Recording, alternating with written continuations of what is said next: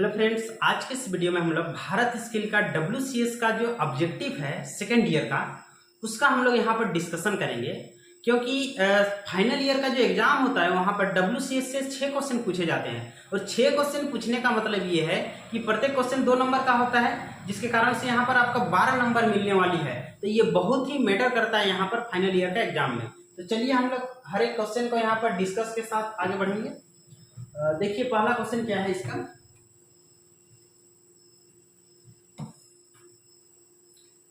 Which is the law of friction. Friction का law क्या है, यानी घर्षण का नियम पूछ रहा है। तो सबसे पहले हम लोग यहाँ पर घर्षण को समझते हैं क्या होती है, यानी फ्रिक्शन। देखिए, तो फ्रिक्शन एक फोर्स भी होता है, इसको हिंदी में घर्षण कहा जाता है। क्या कहते हैं? घर्षण। अब घर्षण बल आप लोग को पता होगा, यानी कोई भी दो सॉलिड वस्तु यानी दो ठोस पदार्थ के बीच जो लगने वाला जो बल होती है उसी को क्या कहते हैं हम लोग? घर्षण बल कहते हैं। अब इसको हम लोग यहाँ पर ड्राइंग से समझने का कोशिश करेंगे। देखिए, ये कोई एक समतल जगह है, ठीक है, और इसके ऊपर में कोई एक सॉलिड है। अब इसमें जो है क्या क्या होती है इसमें समझिए एलिमेंट। तो इसमें देखिए एक नॉर्मल रिएक्शन होता है, इसमें क्या हो जाएगा? Normal reaction. और नीचे इसका क्या लगता है? Weight W।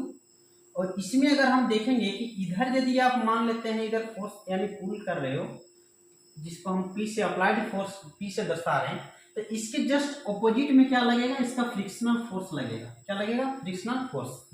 अब देखिए इसका नियम हमको पूछ रहा है। अब समझिए इसका नियम क्या क्या होता है। फर्स्ट, फ्रिक्शन का लॉ यानी फ्रिक्शन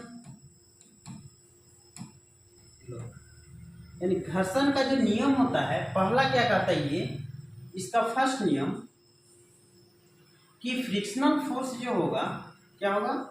फ्रिक्शनल फोर्स जो होगा ये directly proportional to normal reaction का होगा। क्या होगा? ये समानुपाती होगा किसका? नॉर्मल रिएक्शन का। ये पहला नियम कहता है। दूसरा ये क्या कहता है कि अगर F जो होगा यानी फ्रिक्शनल फोर्स, ठीक है, ये ऑपोजिट होगा। क्या होगा? ऑपोजिट होगा। ऑपोजिट किसका? मोशन का। किसका ऑपोजिट होगा? मोशन का। ये क्या हो जाएगा? ऑपोजिट होगा। ठीक, तो यहाँ पर दो चीज समझ गए। एक, फ्रिक्शनल फोर्स क्या होगा? ये आपका नॉर्मल रिएक्शन के जस्ट आपका समानुपाती होगा। दूसरा ये क्या कहता है कि फ्रिक्शनल फोर्स जो होगा ना, ये मोशन का ऑपोजिट होगा। यदि हम उधर चल रहे हैं तो गति मेरा उधर है, तो उसके जस्ट ऑपोजिट में क्या होगा यहाँ पर मेरा कि फ्रिक्शनल फोर्स लगेगा। ठीक है, यानी फ्रिक्शनल फोर्स हमेशा याद रखिए कि गति के ऑपोजिट में होता है। जिधर आप गति कर रहे हैं उसके ऑपोजिट में फ्रिक्शनल फोर्स लगाता है, तभी हम लोग चल भी पाते हैं। ठीक है, और अगर मान लेते हैं जिधर गति कर रहे हैं उधर ही फ्रिक्शनल फोर्स लगाएगा तो हम लोग गिर जाएंगे। समझ में? तो इसी तरह से यहाँ पर कि फ्रिक्शनल फोर्स जो होती है ये क्या मोशन के जस्ट ऑपोजिट में लगता है। ठीक है, कभी भी आपको बोलेगा कि फ्रिक्शनल फोर्स किधर लगता है, तो गति का ऑपोजिट हमेशा। नेक्स्ट है ये, तो एक चीज देख लिए नॉर्मल रिएक्शन, यानी नॉर्मल रिएक्शन के क्या होगा? ये समानुपाती होगा। दूसरा क्या होगा कि फ्रिक्शनल फोर्स जो होगा ये गति के जस्ट अपोजिट में लगेगा। तीसरा क्या कहता है, ये डिपेंड किस पे करता है उसको समझिए। ठीक है, यानी फ्रिक्शनल जो फोर्स है यानी घर्षण डिपेंड किस पे करता है? तो कॉन्ट्रैक्ट सरफेस पर करता है। किस पर? Contract surface. Contact surface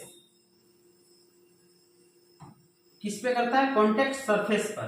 frictional force की अगर बात करेंगे, ठीक है, कॉन्टैक्ट सरफेस, जहां पर ये कॉन्टैक्ट कर रहा है सरफेस पे, उस सरफेस पे ये डिपेंड करता है। और ये इंडिपेंडेंट किस पे करता है?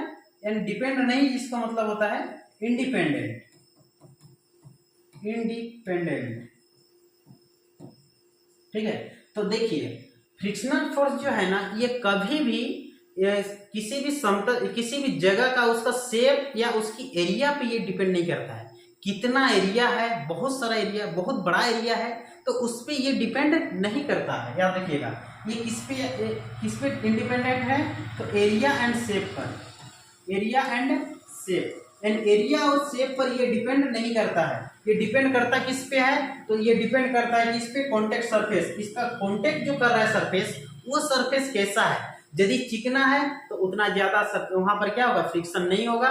यदि वो बहुत सारा आपका खुरदरा इस तरह से आपका बनल है तो यहाँ पर क्या होगा, यहाँ पर फ्रिक्शन ज्यादा देखने को मिलेगा। ठीक है, तो ये कॉन्टेक्ट सरफेस पे ये डिपेंड करता है, ना कि इसका एरिया और ना ही इसका क्या शेप पर।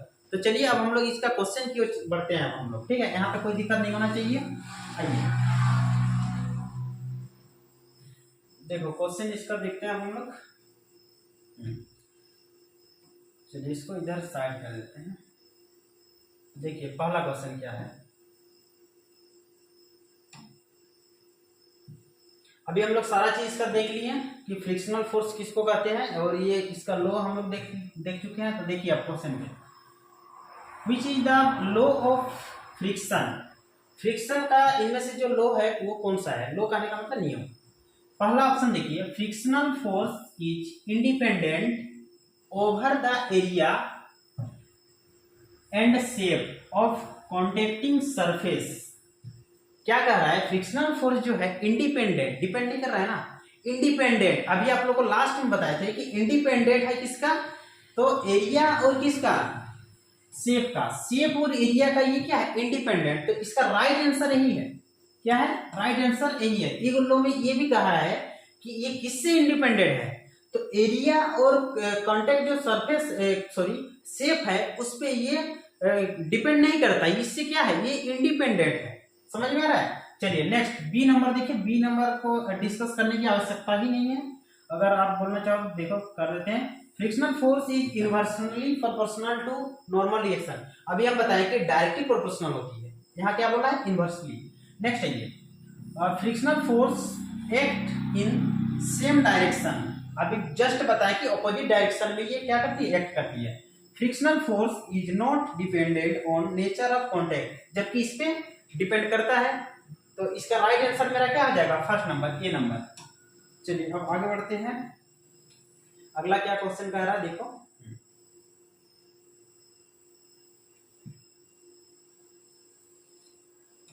देखिए दूसरा नंबर का question, what is the direction of friction force against A motional object. जो मोशनल जो ऑब्जेक्ट होता है, गतिशील ऑब्जेक्ट का फ्रिक्शनल फोर्स उसका किस डायरेक्शन में होता है। तो अभी जस्ट थोड़ा देर पहले बताए थे कि उसका ऑपोजिट डायरेक्शन में होता है। कैसा डायरेक्शन, ऑपोजिट। तो यहाँ देखिए बी नंबर का आंसर साफ लिखा हुआ है, opposite to the object. Object का किधर साइड होगा, तो ऑपोजिट में होगा। नेक्स्ट है ये 3 नंबर देखो। 3 नंबर में क्या है, which force is directly proportional to the normal reaction between contacting surface। कौन सा फोर्स जो है वो नॉर्मल रिएक्शन का डायरेक्टली प्रोपोर्शनल होता है। तो अभी आपको बताएं कि फ्रिक्शनल फोर्स जो होती है ये डायरेक्टली प्रोपोर्शनल होती है किसका, नॉर्मल रिएक्शन का। तो क्या हो जाएगा यहाँ पर राइट आंसर मेरा सी नंबर। ठीक है, फ्रिक्शनल फोर्स। चलिए यहाँ तक दिक्कत नहीं होना चाहिए। नेक्स्ट है ये देखिए क्वेश्चन क्या कह रहा है यहाँ पर,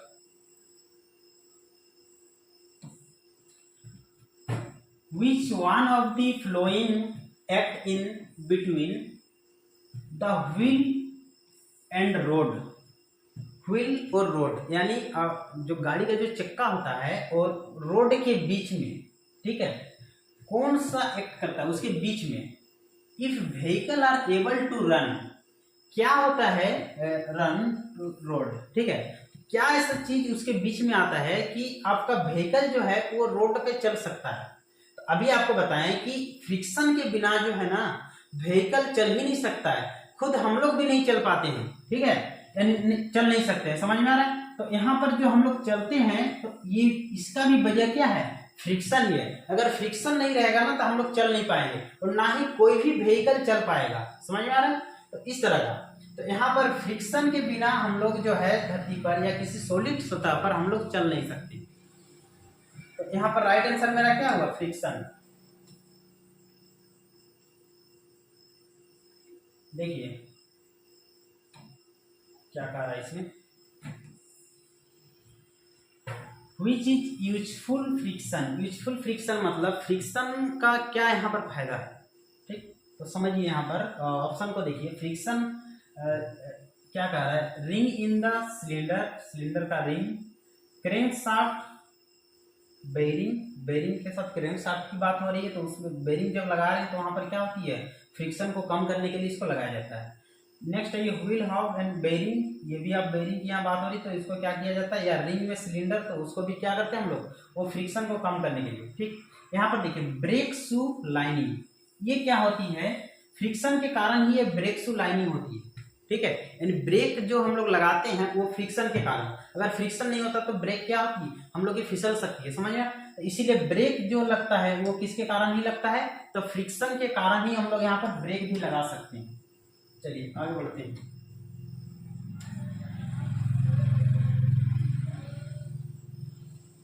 देखिए यहाँ पर क्या है, फ्रिक्शन फोर्स जो होता है ना, घर्षण का कुछ क्या है कि डिसएडवांटेज भी है, समझ आया। ऐसा नहीं कि घर्षण का इतना ज्यादा फायदा है कि हम लोग सर क्या है कि घर्षण से हम लोग यदि चल सकते हैं, सारा चीज घर्षण से ही होता है, तो क्या उसका नुकसान होती है कि नहीं, तो हर अच्छाई के पीछे बुराई होती है, उसी तरह से इसका भी कुछ कुछ नुकसान होती है। उसको देखिए क्या होती है इसमें, देखो विच इज वेस्टफुल फ्रिक्शन, तो वेस्ट कहाँ होता है, तो रियर एक्सल गियर में क्या होती है, ये घिस जाती है। ठीक है, तो ये कुछ कुछ जो होती है ना यहाँ पर क्या होती है कि वो आपका नुकसानदेह भी होता है। जैसे हम लोग पैदल चलते हैं तो पैदल में भी क्या होती है कि हम लोग का जूता या चप्पल जो होता है ये घिस जाता है, तो ये क्यों, क्योंकि उसके बीच में जो घर्षण लग रहा है ना उसी के कारण भी घिस जाता है। ठीक है, तो यहाँ पर क्या रियर एक्सल गियर जो है ये भी क्या होता है, यहाँ पर वेस्टफुल होता है। ठीक, चलिए नेक्स्ट है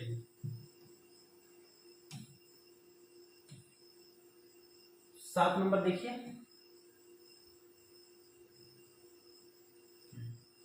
देखो which is depends on the frictional force, कौन सा डिपेंड करता है फ्रिक्शनल फोर्स पर। तो अभी थोड़ा देर पहले बताए थे कि कांटेक्ट सरफेस, यानी जिस सरफेस पे वो कांटेक्ट कर रहा है उस पे वो डिपेंड करता है, ना कि उसका मटेरियल पे और ना ही उसका क्वांटिटी पे, कितना मेटल वो आपका टच कर रहा है इस पे कोई डिपेंड नहीं करता है, और ना ही क्वालिटी ऑफ मेटल, किसी भी क्वालिटी का मेटल रहेगा उससे ये डिपेंड नहीं करेगा। जबकि डिपेंड किस पे कर रहा है, तो उसका कांटेक्ट सरफेस पे डिपेंड करता है, जिस सरफेस पे वो कांटेक्ट कर रहा है वो सरफेस किस तरह का। नेक्स्ट है ये, यहाँ पर देखिए एक क्वेश्चन है ये,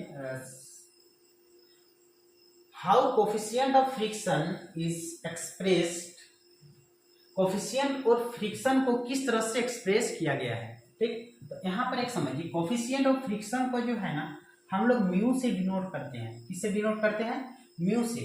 और कोफिशिएंट ऑफ फ्रिक्शन जो होती है ये frictional force, ratio of frictional force to normal reaction, किसका होता है, नॉर्मल रिएक्शन, यानी फ्रिक्शनल फोर्स बट्टा नॉर्मल रिएक्शन, इस तरह का आपका इसको हम लोग एक्सप्रेस कर सकते हैं। तो यहाँ पर क्या हो रहा है देखिए, it is express as the ratio of force and, आगे देखते हैं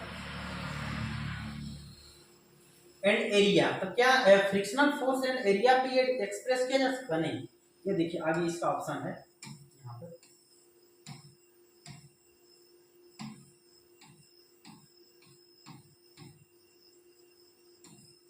हाँ यहाँ पर देखिए आगे ऑप्शन,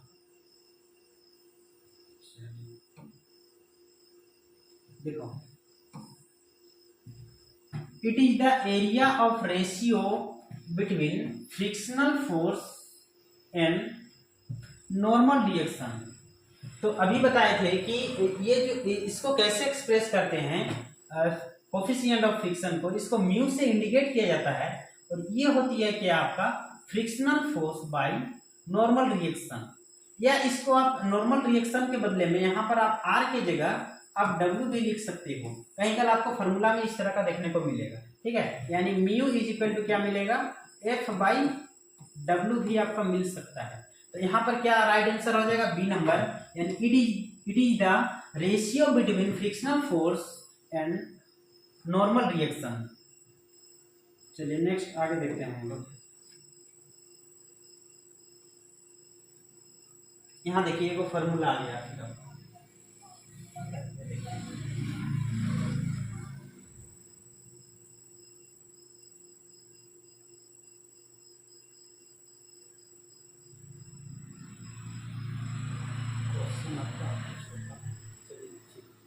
देखो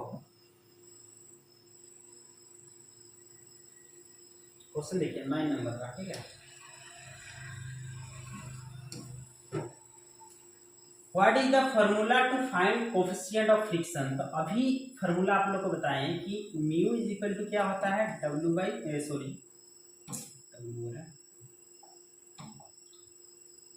mu is equal to F by W. क्या होता है, एफ बाई डब्ल्यू। यहाँ पर देखिए लास्ट 3 नंबर में आपका आंसर दिया हुआ है एफ बाई डब्ल्यू। क्या है, एफ बाई डब्ल्यू, यानी म्यू इज इक्वल टू क्या हो जाएगा, एफ बाई डब्ल्यू। इसका राइट आंसर होगा आपका क्या, डी नंबर,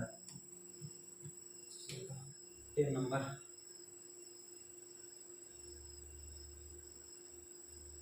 इसको देखिए, अभी ये क्वेश्चन आपको तुरंत बताए थे जस्ट कि which symbol is use to denote coefficient of friction.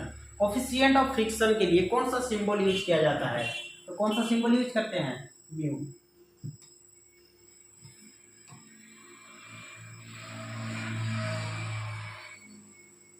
देखिए 11 नंबर का क्वेश्चन को बढ़िया समझिए थोड़ा।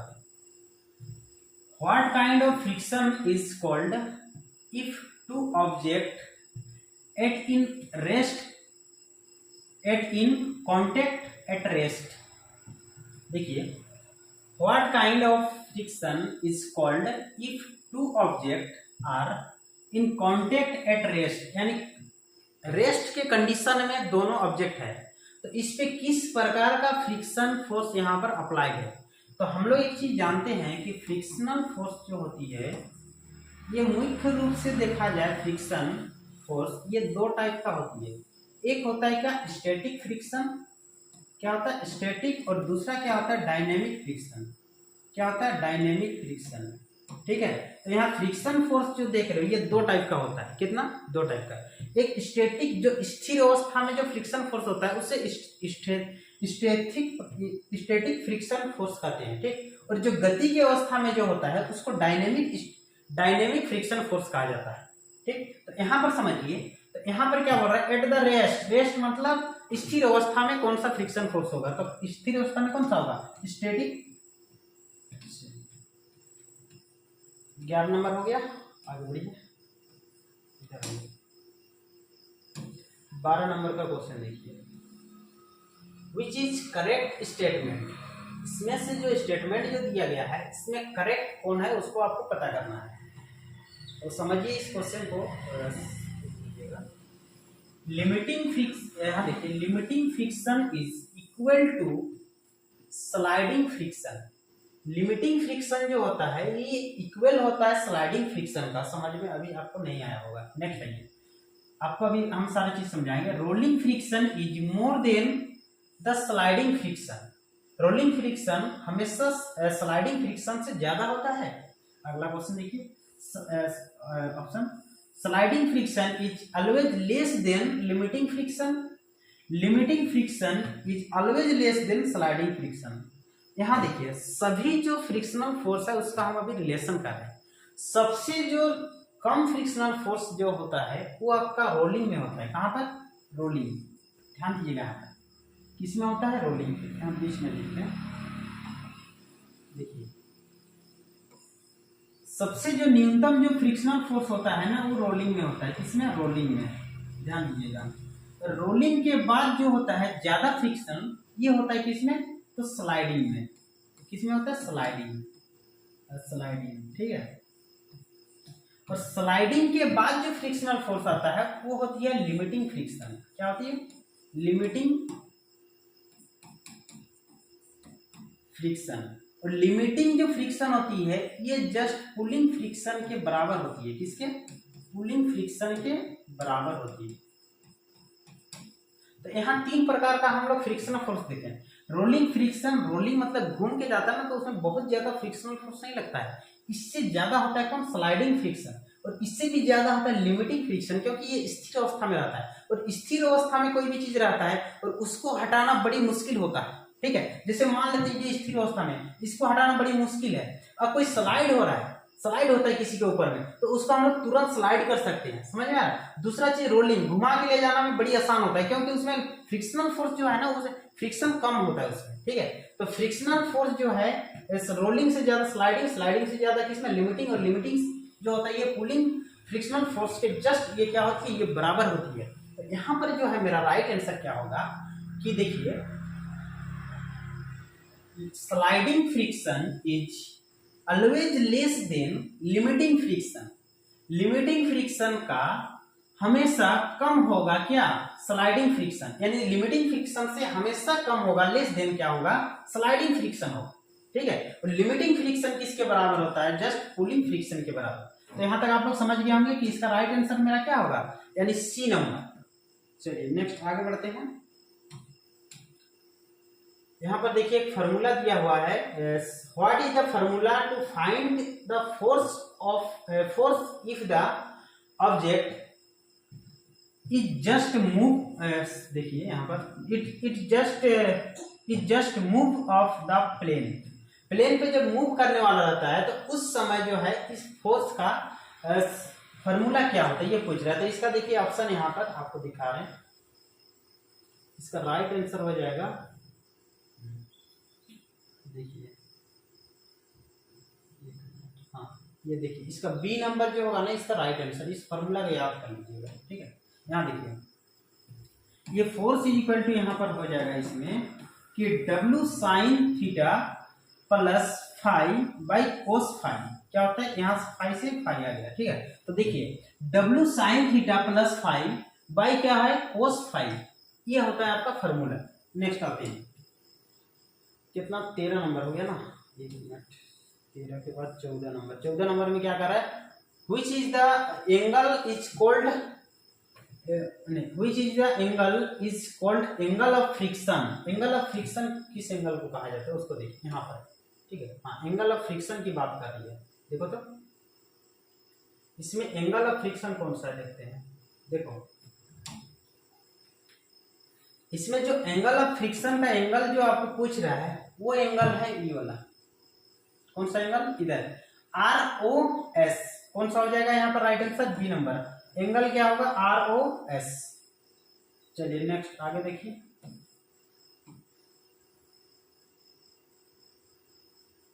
देखो what is the coefficient of friction if the angle of friction is, coefficient of friction जो होता है यहाँ पर जो हम आपको अभी बताएं म्यू, तो म्यू इज इक्वल टू क्या होता है टेन थीटा, क्या होता है टेन थीटा। तो टेन थीटा जो होता है ये जस्ट म्यू के बराबर होती है। तो यहाँ मेरा राइट आंसर क्या हो जाएगा tan theta, coefficient of friction. देखिए यहाँ पर एक और आ गया photo,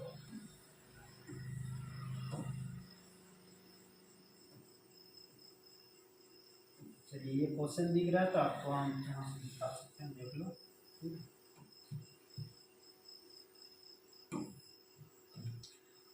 what is denoted the letter R, किसको डिनोट किया है R को, इन गिवन फिगर। इस फिगर में R जो दिखा रहा है अभी आपको बताया कि ये R क्या था, नॉर्मल रिएक्शन। यहाँ देखो डी नंबर आपका राइट आंसर हो जाएगा, क्या था normal reaction.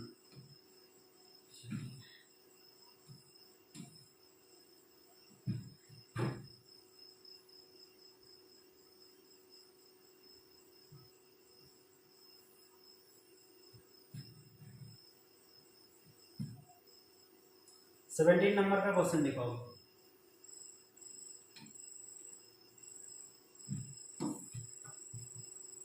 What is the purpose of lubricant, यानी लुब्रिकेंट करने का हम लोग का पर्पस क्या होता है। तो देखिए घर्षण जब मशीनों में क्या होती है, बड़ी लॉन्ग टाइम चलता है ना तो उसके बीच में घर्षण होती है, और घर्षण के कारण मशीन क्या होती है वो हीट हो जाती है।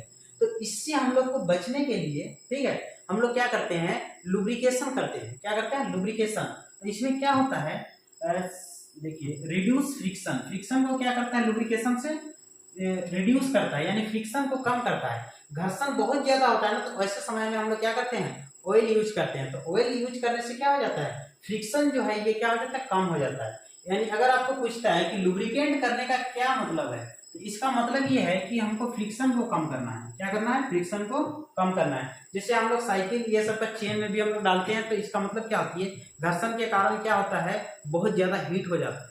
ठीक है, तो उसी चीज को हम लोग यहाँ पर क्या करते हैं, ये ऑयल ये सब डाल के क्या करते हैं, उसको फ्रिक्शन को कम करते हैं। व्हाट इज, देखिए तो क्या है, what type of lubrication is use,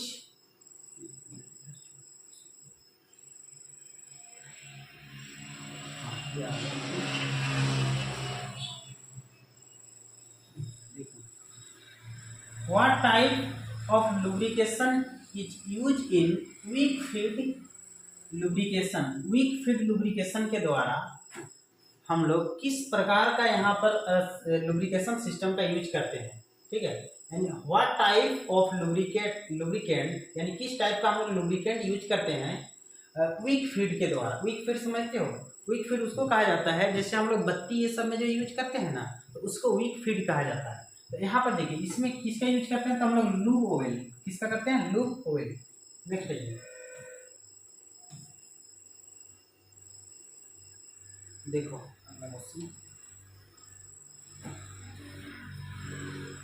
which lubrication system is provide with a ring oiler? कौन सा ring oiler? To splash lube oil continuously around the parts. यहाँ एक चीज वर्ड यूज किया है, स्प्लेश मतलब इस तरह से जो घूम के जाता है ना रिंग की तरह, तो उस वो कौन सा सिस्टम है बोल रहा है। तो यहाँ स्प्लेश से आप पकड़ लीजिएगा, क्या, स्प्लेश फीड सिस्टम। क्या हो जाएगा, स्प्लेश से पकड़ लेना है किसको, स्प्लेश फीड सिस्टम। नेक्स्ट आज का 20 नंबर को लास्ट करते हैं हम लोग। अभी देखिए लुब्रिकेशन सिस्टम मुख्य रूप से कितना होता है ये पूछ रहा है। ठीक है, जनरल देखिए, which one is the 3 type of lubrication system is generally 3 type का लुब्रिकेशन सिस्टम कौन कौन सा है। तो यहाँ पर देखिए हम डायरेक्ट आपको ऑप्शन चूज कर दे रहे हैं यहाँ पर, gravity feed system, force feed system, और एक क्या होता है, स्प्लेश फीड सिस्टम। तो इसका राइट आंसर क्या हो जाएगा, यानी आपका सी नंबर। एक होती है ग्रेविटी फीड सिस्टम, जिसमें ऑटोमेटिक क्या होती है, नीचे लुब्रिकेशन जो है वो होते रहता है। फिर आपका एक फोर्स फीड, जिसमें हम लोग ऑयल कैन से फोर्स लगा के करते हैं। और दूसरा एक स्प्लेश फीड, जो अभी इससे पहले देखे थे, जिसे ये चक्कर लगा के आता है रिंग की तरह। ठीक है, तो इस तरह से यहाँ पर 3 प्रकार के क्या होती है, लुब्रिकेशन सिस्टम होती है। तो चलिए आज के लिए इतना ही, थैंक्स। नेक्स्ट वीडियो में हम मिलते हैं।